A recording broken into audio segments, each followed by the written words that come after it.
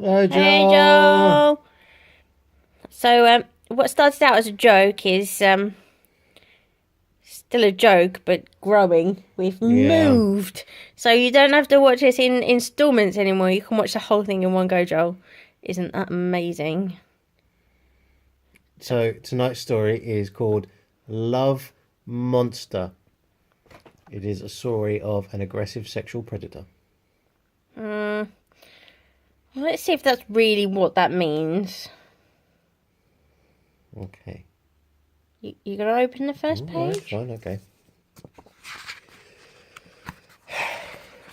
Chapter 1. This is a monster. Hello, monster. I think you'll agree he's a little bit funny looking, to say the least. Frankly, that's a pretty douchey way to treat him because we've only just met this guy. Yeah, but he is a bit funny looking. Yeah. Also, side note, this is clear evidence that the aliens that love the underpants from space have been by. And these two butterflies are going to crash. The butterflies have a little love thing in their tail. Maybe Do their they? lips are gonna crash. Yeah, look, see, hard. Ooh, gross. He lives in a world of cute, fluffy things. You need to go out a bit, which makes funny looking pretty darn hard. So we're really, really being a bit mean to him already. Basically, we say he has no hope because he looks a bit different to these guys. Well, so this is Barry, and this is Pamela, and over here is Nigel. No, we're going to be here a long time. This is Geeta. Over here, Stephen. Stephanie. Joel. Oh, Joe.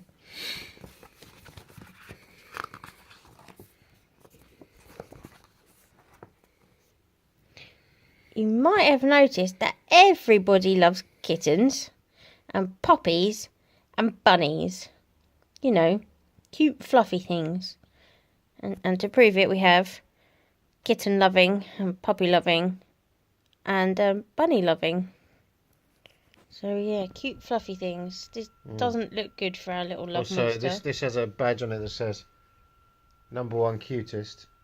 This puppy thing has a badge that says cuddle me, and the rabbit has a badge that says fluffy to the max, Yeah, but we which were then implies looking that at the he's not wall. just cute but kind of edgy and cool.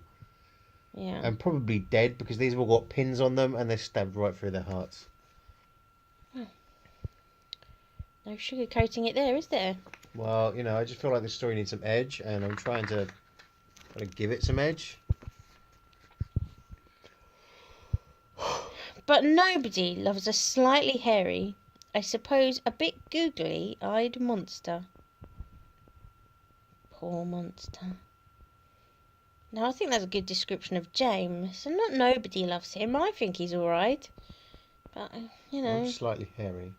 yeah. But And a these monster. these kids are mean. Look, they're repulsed by him. I think he looks like he'd give good hugs. Yeah, he'd hug you. You might not recover, but he would hug you. Yeah. To death. Like Finny from Of Mice and Men. Although I think that's a little too highbrow for us. See, we're giving you some decent cultural references as well, Joel. Yeah. We could talk something about the lighting in the room and stuff. Isn't lighting significant in Of Mice and Men? I don't I know. think I there was just remember something him like that. squishing things to death. Oh yeah, that too. This might be enough to make a monster feel, well, a bit down in the dumps.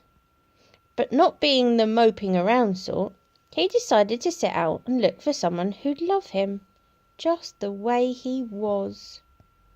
Oh, look. Now, he's having to leave his house. Now his house looks a bit shabby, but it is, it is his. This is home. Yeah. And he's got to go out into the big wide world. I don't know why there's a sign to Big Wide World. I mean, I don't know where his house is located. That Big Wide World is exclusively this way. Yeah, I want to know what's that way. Yeah. The path less travelled. And he's got some books going on here. Reaching New Heights, Making Friends for Dummies. He shouldn't put himself down like that. I like Feel the Love and Do It Anyway. That's it's a funny title. Yeah. I think that's sort of coming back to the sexual predator thing. The Cutesville bus timetable and the rough guide to the Big Wide World. And he's making a list, Joe. I don't know if you can see this. Packing for Big Wide World. Monster Teddy, binoculars, glasses. I'm guessing that says telescope. Could be television. I don't know who's packing it. Oh, Torch now and donuts. we can't see. Oh, You're really waving the book about. Sorry. I'm trying to get all the information across to the viewer. I feel it's important. The viewer. We'll be lucky if Joel actually even watches this, and we're certainly not getting anyone else watching Probably it. doesn't. But it's not for other people I anyway. bet if we share this with your mum, she'll watch it. Not that you can't watch it if you are watching Hi, it. Sue. Hi, Mum. He looked high. Up here. Yep, up the top. And he's looking even higher as well. And he looked low. All the way down He's here. not going to find anyone up there, though, is he? He's wasting his time. This is a more constructive search. I mean, might be very small people here, but he's looking up here. Yeah, what he really needs to be doing is standing up here and looking down here. Yeah. Yeah. Also, the magnifying glass is probably not going to be that much use if he's trying to find people. But clearly, when he's looking down here, he's looking for very small people. So small, if you're looking for them down there, that you're not going to see them. But I think he's going to be more intimidating to small things than to bigger things. Are monsters long or short-sighted, do you think? I don't know. He seems to be struggling with both. Yeah. Do you know what else I think when I see this monster? Walking must be really tricky. I mean, look at his feet. I think whoever named him Love Monster was being a bit mean. You know, they named him Monster. He's going to have self-esteem Set him up issues, isn't for he? life, yeah.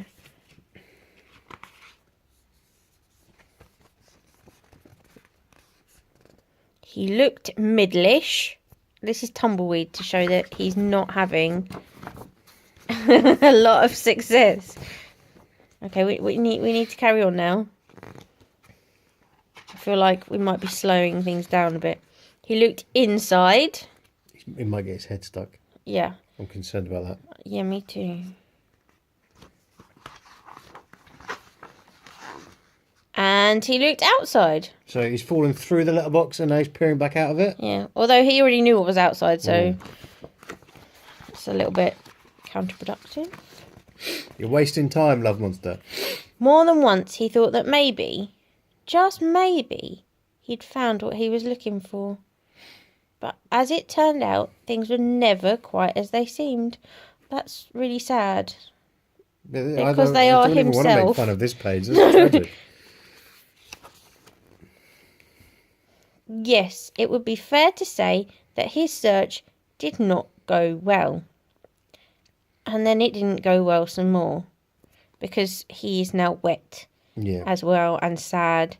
And he's left his home. His home has gone. And I he's have to just say, in a in pile this of instance, paper. I have very limited sympathy. Very limited sympathy for him because he's set up this sort of encampment underneath the cloud. There's only one cloud in the entire sky, and he's sitting underneath it. That goes to show his desperation. Yeah. That's how sad he But then is. the cloud rains We on should him. So sympathise if he more. just sat over here, it'd be fine. We're totally going to run out of time. Yeah.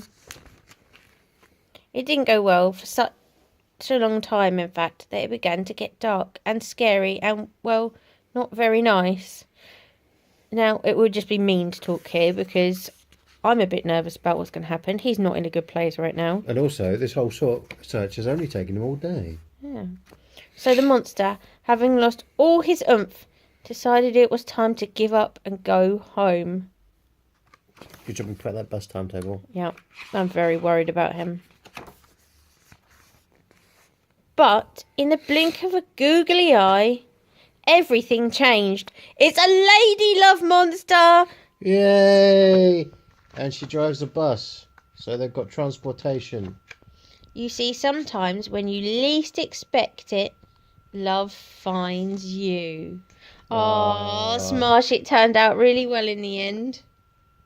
Yeah. Now they live in Cutesville. It should be pointed out that sometimes it doesn't turn out nice, and you run into axe murderers on buses. Yeah, don't trust everyone you meet on a bus, No. but the moral is the same. Yay for love, and it will come, and bus drivers. You'll find someone who's like you at some point. It might not be love, it might be like a best friend, but we need to say goodbye. Bye, Joe.